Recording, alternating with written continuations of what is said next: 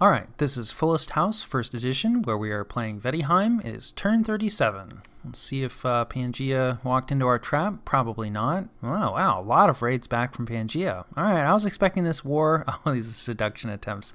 Interesting. Okay, so they have some seducers, probably in Abyssia, I have to imagine. So we'll take a look at those. It does look like we managed to resist them, which is kind of impressive because you need high. It's a morale check to resist the seduction attempt, and like I said, morale is not our strong suit. So some twice borning, reanimation, we've talked about that. Site searching actually went decent this turn. I mean, a lot of misses, sure, but 2 magic sites. This is really nice. Mercury Pond, maybe 2 water gems. Grove of Fertility sounds like a nature gem to me. And then let's see, an air site. This is nice. This is on top of the throne, I believe. So yeah, not a bad haul from our site searching. One of our blood hunting operations is moving, so not such a great blood hunting turn for us. And then let's take a look at these seduction attempts. I do think that they might be successful. We have passed out a decent number of nature gems to some of our commanders. Yeah, no nature gem here. And this is perfectly competent, swarm assassin. This is why people don't like, well, one of the many reasons that people don't like Pangea, is they can do, kind of degenerate stuff like this. I'll certainly have to play them at some point because, I like using assassins. He's just got the acorns on there, which provides cover. And you really probably don't even need the acorns. I think, the swarm casting is usually enough. But the acorns do provide a little bit of extra defense, while you actually manage to cast that swarm in case, there are defenses. So this is a case, right, where we have a mage that, has a nature gem. So they're probably going to cast swarm in response. I mean, hopefully. Yeah, so they cast swarm in response. Probably should turn on team colored squares. But I do think we're going to lose, right? Because, they're just going to have more bugs. Oh, interesting. I thought the Dryads were Nature 2. Maybe they are in other eras, but just Nature 1. So she actually made herself pass out from that Swarm cast, whereas, we're still up. Because, this is one of our Nature 2s. So we are outnumbered. Yeah, I don't know. We'll see. It's looking like we're going to go down. We do have Stygian skin on. We rout. But we may actually get the kill on this Dryad, right? Because she's stacking up a decent number of poison ticks. She also goes down. So, we lose a mage, she loses a mage. We're going to have more mages, so we can definitely handle that attrition better. But that, it is sad. This is a reduction, right, of the strength of our army. Yeah, and looks like he combined it with an attack, right? So we're not going to get, some of the buffs that we were expecting to get during the battle. So, I think the timing on this is really well done. I don't think it's going to, it's going to matter. Yeah, it gets one of our commanders here, which is going to be a little annoying. Not actually sure what that does, and I think those troops get counted as unled. Some of our, I don't know if our formations get messed up, but possibly some of our scripting is going to get messed up. So this is definitely going to be significant. But, we had a ton of commanders in that army. I actually kind of forgot, I don't know. I just wasn't expecting this from this player particularly. So that's cool stuff, right? 3 assassinations, all 3 of them work out more or less. He does lose 1 assassin, but the other 2 survive, right? So we're going to have to go another round of assassination attempts, assuming that we win this battle. I have pretty high confidence, but we'll see. So, a really long line, but, we do have a lot of crossbow fire here. The line is going to help a lot for the crossbow fire. And then, we still are punching out, a good amount of bugs. I feel some of our Rimvaetti are probably unled, right? So some of the Rimvaetti are hanging out a little longer than the others. Our crossbow bolts are going to go super wide. We're not really dealing a lot of damage with the crossbow bolts, so we'll see. We are generating a ton of garbage, and we're these Rimvaetti, right, that are unled and didn't really get their buffs. They are probably not long for this world. The Ethereal is not going to be great for us, and he did manage to get Ethereal on some units, but at the end of the day, our Rimvaetti is our main source of damage. And they do have magic weapons, it looks like some of our Rimvaetti got trapped, or maybe I set them to bodyguard, or actually, I think they might be on attack closest, which works out, right, because he went with the long line approach. Did we manage to get, he managed to get Howl up. So actually, I think we could lose this. This is starting to look a little more ugly. I still think that like our really buffed Rimvaetti, especially with the cold auras, yeah, there goes our siege strength. So I overestimated our position here by a lot, it looks like, and we may lose this entire force. So like, forget dealing with Raga. We're gonna have to fight with Pangea, right? You know, I was thinking he was basically done, and definitely underestimated like how much we're gonna struggle with this heavy armor. Overestimated our cold aura. This is Abyssia's old capital. We didn't manage to get Howl off. We don't have the research yet for Howl. And then, of course, like losing the mages didn't really help. But honestly, I think even without the assassinations, I don't think this battle would have gone in our favor.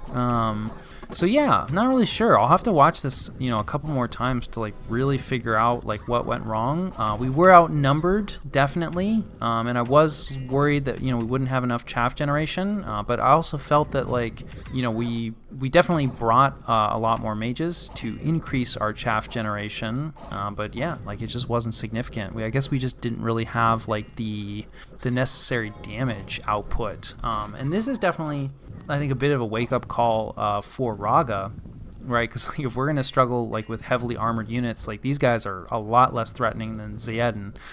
So we're going to have to rethink, and rebuild. And like, yeah, obviously, like, we at least don't have to worry about the next round of assassination attempts. So yeah, an ugly battle for us. So we're going to lose a lot. Yeah, we lose 12 of our mages. So like that's super rough. Luckily, one of our cap onlys escapes, 2 of our goads escape.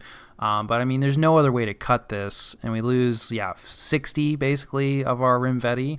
Like this is a massive loss. And let's take a look at the retreat details.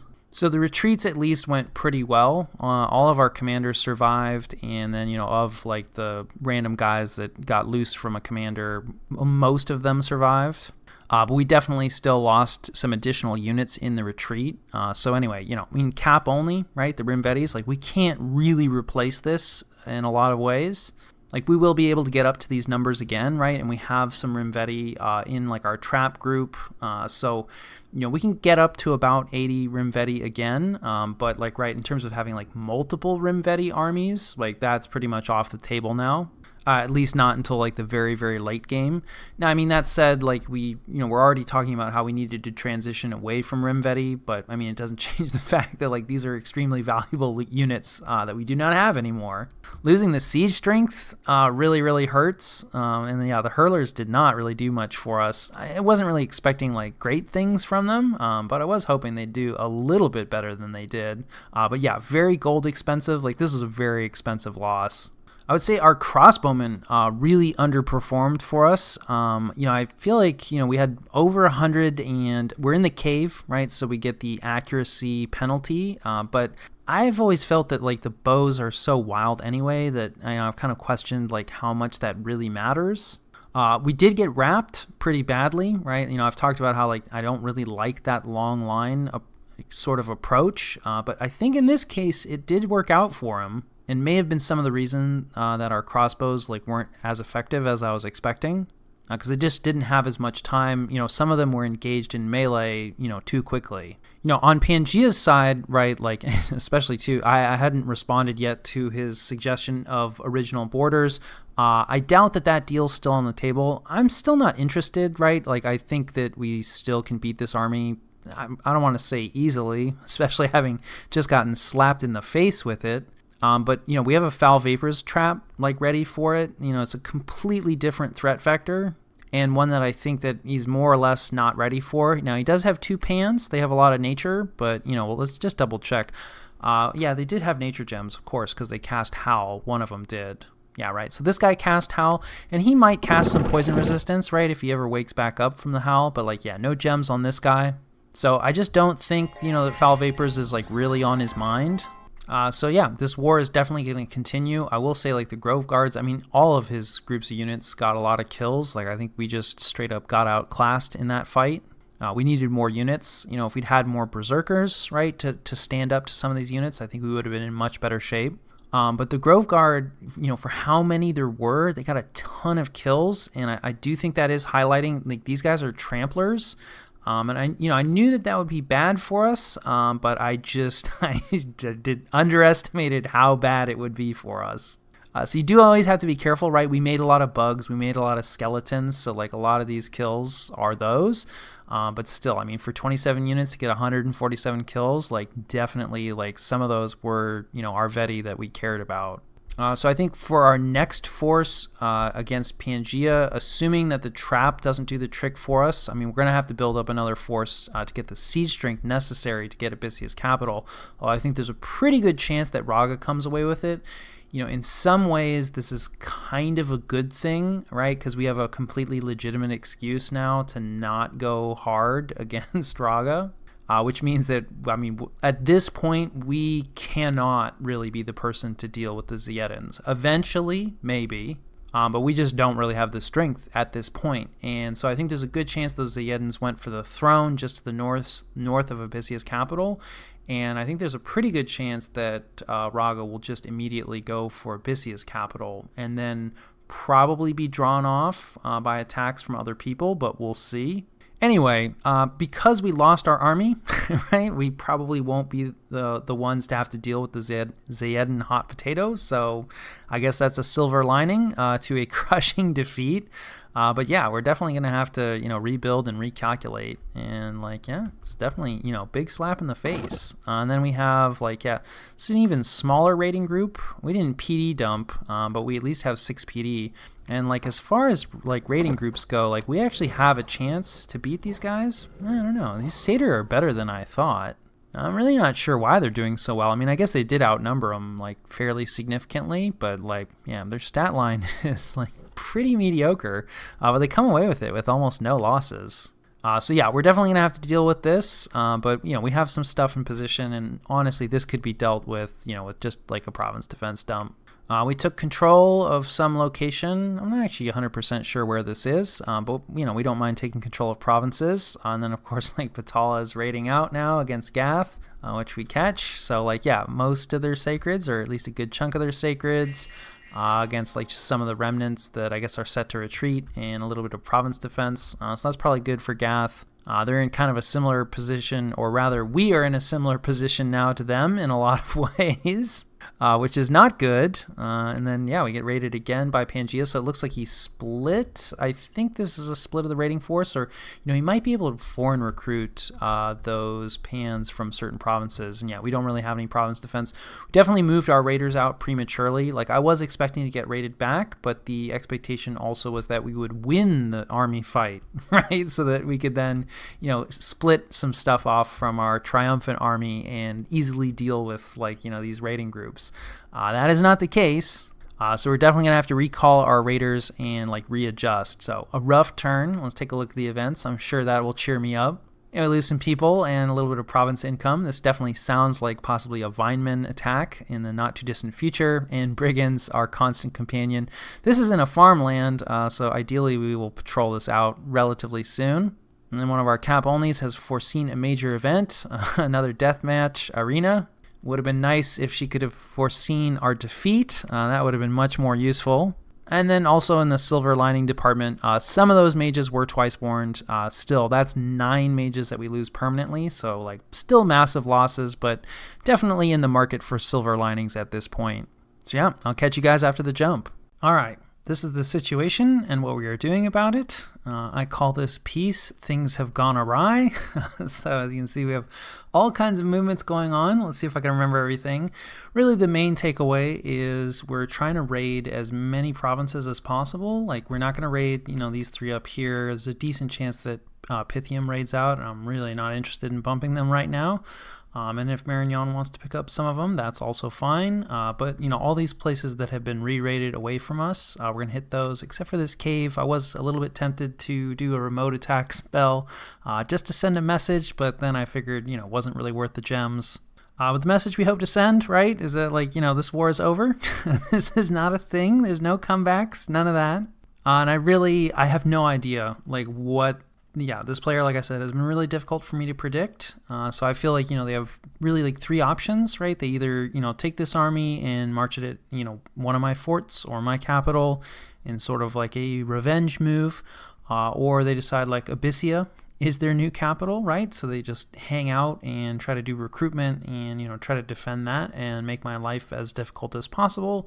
Or, they decide like, hey, I still have an army, I still have a mage corps, like why don't I link those two things up, right, and start marching their army home to try to save their capital. So, I think there's, legitimate reasons that they might do any of those actions. So, yeah, like I said, this army could go anywhere, and that is why, including possibly nowhere and patrolling. So we have a twice-born Vaetti here that's going to come in and make some skeletons. And, if they don't invest in any province defense, we'll lock down Abyssia.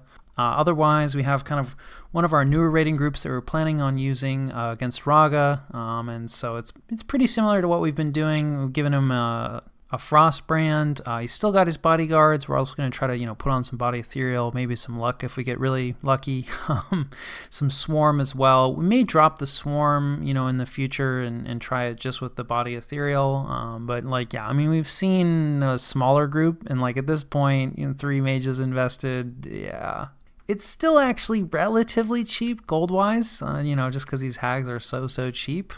So it's not like crazy, but it's not feeling super efficient anymore. But still, definitely want to try out some different raiding groups. So we're gonna raid with them here, really mostly because I think this is probably the safest location. I have no idea why he would move his army back here because you can't really easily threaten. I guess it's kind of a 50-50 split if he decides to go for the capital. But if we lose those raiders, it's not the end of the world. And I think this is just, some bog standard swarm raiding. And then we've also got our wolf brothers hitting a province. We're also going to try to stop this raiding group, right, if it tries to raid into our territory. So we're bringing some stuff out, just some crossbows, a little bit of quickness, the point buffing groups. We've also PD dumped just a bit. Over here we've PD dumped quite a bit more. This is a pretty good PD type. So I have to say, though, I've really undervalued these Satyr Hoplites, and they've far outperformed what I was expecting them to. So not totally sure that this is going to be enough to stop it, although we are adding our Sight Searcher. We're going to risk a Skull Staff here, which is questionable, but if she's going to make a bunch of skeletons, so hopefully between the PD dump and all the skeletons, this is a location that we want to Death Sight Search anyway, so right, trying to be efficient, but also risking the staff. I don't know. We're going for it. It's also entirely possible, of course, that he raids this forest. This we're not blocking. We can't really do... we could try to... but the PD is awful, and we don't have anybody in place. It's too expensive to try to defend that. We are going to try to defend this. We also, we have our twice-born raiders here, so if they die, that's fine. That's kind of what they're for. We've PD dumped. It's okay PD type, but these raiders are a lot weaker, so I think if they try to come for this forest... Also, a lot of gems here, right? Versus, either this hasn't been sight searched or nothing was found there. So anyway, basically just trying to step up the raiding pressure. We're also drawing back at least one of our raiding groups. We're going to leave one of them in place just because he's pretty deep in there, and this is a good place to keep an eye on things. Do need to reach out to the coalition and let them know that I'm going to be late. We may still try to do some light raiding, especially down here, really more just to fulfill our commitments. I feel like if we poke Raga, then it's we're fair game along with everyone else. And if Raga, wants to clear all this stuff for us, right, before we fight them, that's not the end of the world. But we don't really have an army, so that's what, a lot of this sneaking is about. And so, here's where our retreats went. You can see, there's not a whole lot left. There's more over here, right? So, at least some of our Rimvaetti survived. And when we combine that, with, the Rimvaetti that's here and some of the Rimvaetti from the capital, we'll have a respectable army again. But we are also casting Construct Mannequin, which I don't think is a fantastic spell. It's just some undead chaff that uses nature gems. It is a little sad to be spending nature gems for chaff. Don't really have a good air chaff outlet at the moment. And I'm not even sure if there are any good astral chaff outlets. Blood, right? Blood is the obvious. We're working on that. We'll get there. Our blood research has been pushed a little bit again. I forget. I think Conjuration 3, it's for Call of the Winds. We need patrollers. I don't know. We have a lot of air gems. Leave me alone. We get some other summons. We will definitely want, eventually Conjuration 5 at least. We can do some elemental summoning. We'll probably even want to hit Conjuration 6 eventually, just because there's so many, useful diversity summons, and it's not that crazy far out of the way for a game, this big that's likely to go as long as it's going to go. Assuming we don't all get eaten by Raga. But anyway, so yeah, our blood magic, it's a problem. We'll see, depending on where Raga goes, we may reprioritize at least some blood, maybe just up to crossbreeding, right? Because crossbreeding is definitely something we have the paths for. I don't love crossbreeding, I have to say. I haven't had good results, and with Misfortune, you don't get as many of the kind of cool results. Although I have to say, trying to use the cool results seems really difficult, so I'm not really sure how much of a downgrade, realistically, doing crossbreeding in Misfortune 3 really is. But anyway, we do need a source of chaff, and for the moment, we're sacrificing a good amount of nature gems, and so, yeah. We'll have a pretty substantial army here. I think crossbowmen we're probably done with. They just sort of failed us in a situation. I mean, in fairness, it was a long line. It was in a cave. But still, if the crossbowmen were going to shine, that would have been a moment for it. Now, I mean, they did good work for us against Bogarus. I still think, Vaettiheim, anytime you have a crossbow, right, that's 7 gold, yeah, that's a good thing. But, we're at the point in the game, and especially, there's, this is an air power, or at least, has enough air to do arrow fend. I think Raga does as well. Yeah, there's some Kalians in that nation. So does Gath. I'm sure that the Marrow people, by the time we tangle with them, they'll have arrow fends. So it's kind of we're past the point, I think, where crossbowmen are really going to shine. So we're not going to recruit any more crossbowmen. I mean, we're going to recruit some. Like I said, I do think having one archer squad per army, maybe 40 or 50 archers, just to force that answer, and just in case they don't bring an answer, can have some pretty devastating consequences. But as a main component of our army, we're definitely going to move away from crossbowmen. So we're recruiting berserkers. Would like to be recruiting more, of course, but our mages are expensive, and we are wasting some gold on some province defense dumps. So yeah, I mean, otherwise, not too much has changed, depending on where this army goes, right? If it heads north, then we just won't worry about it, right? We'll take our army and, sit on top of the Abyssius, old capital. We are going to need some more siege strength, so we'll probably next turn, do some recruitment of our giants again. But if his army comes after us, then we're going to leave behind our Veti berserkers. But the other advantage of the mannequins is they are poison resistant. We are also bringing up, speaking of chaff, almost forgot, we were sort of planning on creating a southern army. We're also stripping some of our garrisons for more berserkers. We're going to leave this garrison in place, but these 2 garrisons we're going to strip. That is another advantage of having garrisons, right? I mean, again, it's a waste of gold because it's just troops that are sitting there. But when things go wrong, right, you have some troops on hand to try to throw together, an army. So we're stripping these 2 garrisons. And then also we have some undead chaff here, which is also poison resistant. And of course the reason, poison resistance is relevant also on these mannequins is we want to do that foul vapors trap. So, if the army comes at us, we will probably attempt to do that, right? And so, make a bunch of bugs. We'll try to summon a bunch of skeletons. We're going to have some pre-summoned skeletons. We're going to have some mannequin, right? Everything's going to be immune to poison. Our casters can cast, poison resistance. Our Veti have the Sacreds have full poison resistance on the Bless. So I'm sure that will go swimmingly. I would never completely miscalculate a battle. But regardless, that will be our plan if he comes at us. And we should be ready to move out in, we're not next turn, unfortunately, because, the Veti are really slow. So in order for our Berserkers to get in position, we'll probably be ready. I guess we may leave the Undead, because unfortunately the Undead are fast, but they're being led by Veti, who is slow. So anyway, if he moves out and it's looking like he's going to attack us, depending on my confidence, may move out ahead of schedule. But ideally, we would like one more turn to gather forces, which means we're going to move out in 3 turns. Then we're going to move our army out, on the turn that we're supposed to be hitting Raga. We're going to be way behind. And I think probably people are going to be aware of that because I'm sure there were some scouts there that witnessed it. So, I mean, while this is definitely a major setback, right, I don't want to, undersell this. Huge and embarrassing defeat, and, really nicely done by Pangea. Like, I also should have done a better job of, keeping more retreat routes open.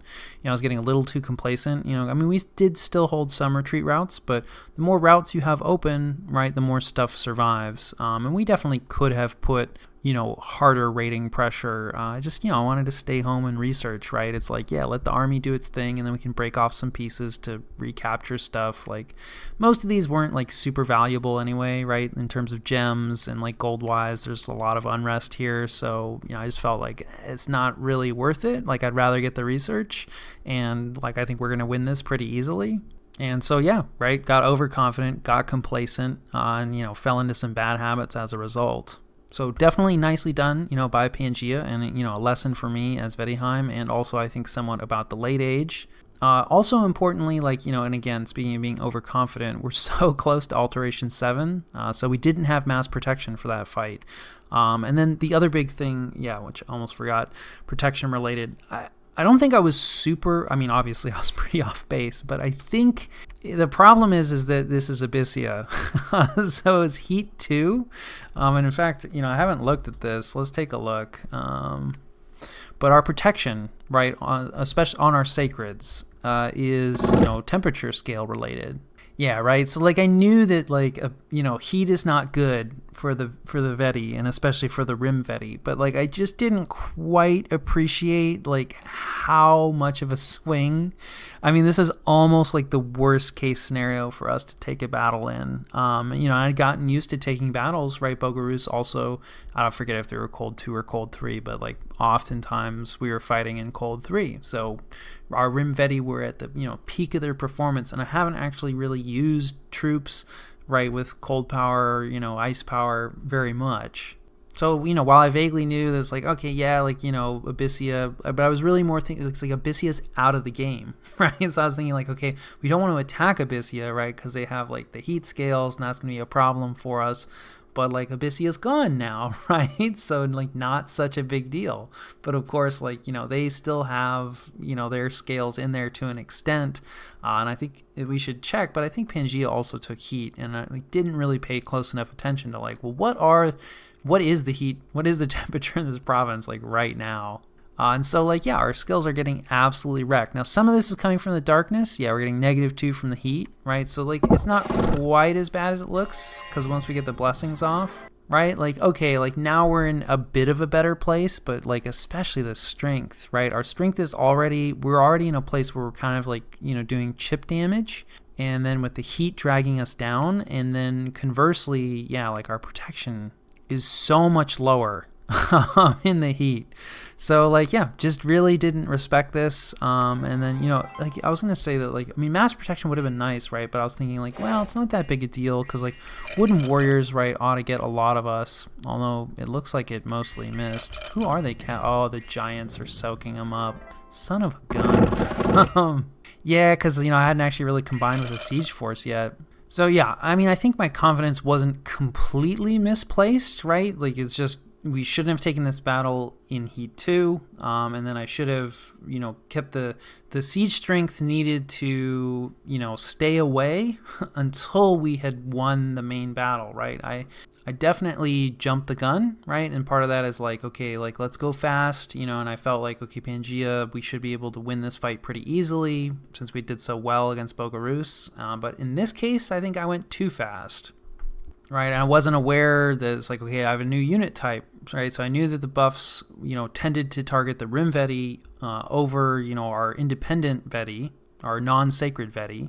But I hadn't really had a bunch of the giants like in a battle like this, right, where our casters might target them. So, you combine all those factors and you get a pretty crushing defeat. So anyway, we'll have mass protection soon, which will definitely, fix the issue of combining like with our giants and the siege strength, because it's just going to go on everyone. And like, yeah, I don't know, we might actually, maybe we'll do like some stealthy preaching or something. Whose dominion is this in here? Yeah, okay, so it is Pangea's dominion.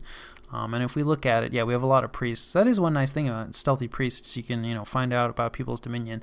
And yeah, it does look like they've taken like Heat 3, right? So like, no difference from a heat standpoint for us, like between Abyssia and Pangaea in this case.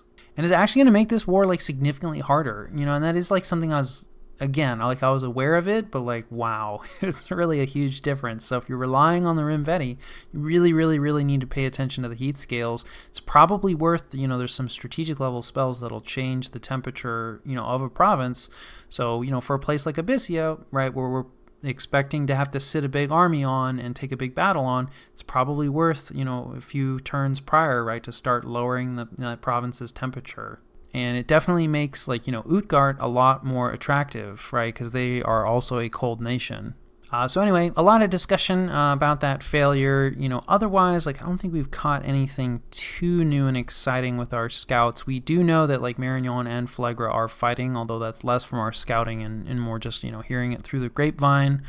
We do see that, Atlantis is still, somewhat alive, that we finally found Atlantis' capital. Maybe we found that last turn. Anyway, here it is. Cetis, is already in the cap circle, but Atlantis still has at least 2 forts. Maybe they've managed to get in the water, or I don't actually know. Obviously, relay starts in the water, so it's a pretty good chance this is all relays. But anyway, right, that's probably the most interesting, new thing that we've caught. So anyway, hopefully, our raiding, goes well next turn, and we manage to rebuild an army, and, we can get rolling again without too much difficulty after this loss. So that covers turn 37.